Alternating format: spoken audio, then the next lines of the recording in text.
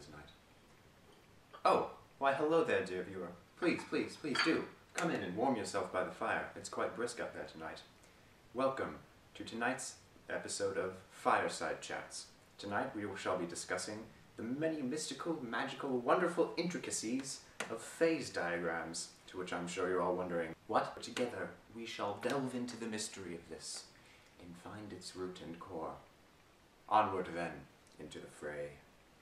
So then, before we can talk about phase diagrams, first we have to talk about phase changes and thus states of matter. Of course, we're all familiar with solids, liquids, and gases, which are the three basic states of matter. And we all know that you can switch in between them. So solid and the liquid would be melting, the reverse of which is freezing, liquid and gas is evaporating, and gas to liquid is we'll just call it condensation. Of course, you can switch the liquid state entirely and go straight from solid to gas. That's called sublimation, and the reverse, gas to solid, is called deposition. Now anyways, on to phase diagrams, which look something like this. As you can see, the x-axis has temperature and the y-axis has pressure, and this giant y thing in the middle divides up the three states of matter. Changing from one state of matter to the other simply requires moving across the line that borders them, such as you can see here. Beyond that, the graph itself is pretty self-explanatory. You just take certain temperatures and pressures and use them to find out what state of matter a substance would be in given those state and pressures. However, there are several interesting points of notice. The first of these states is found here, and is called the triple point.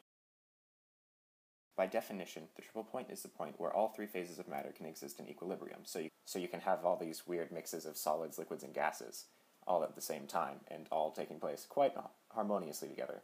However, it should be noted that any one single bump in any direction given temperature or pressure will cause the whole system to collapse and fall onto one side of the three boundaries. The second point of interest is found here, and is called the critical point. By definition, the critical point is the point where the gas and liquid phases are indistinguishable from each other. Anything beyond this is called a supercritical fluid. Supercritical fluids possess qualities of both liquids and gases. For example, a supercritical fluid can effuse, such as a gas would, but can also dissolve substances within it, like a liquid would be able to.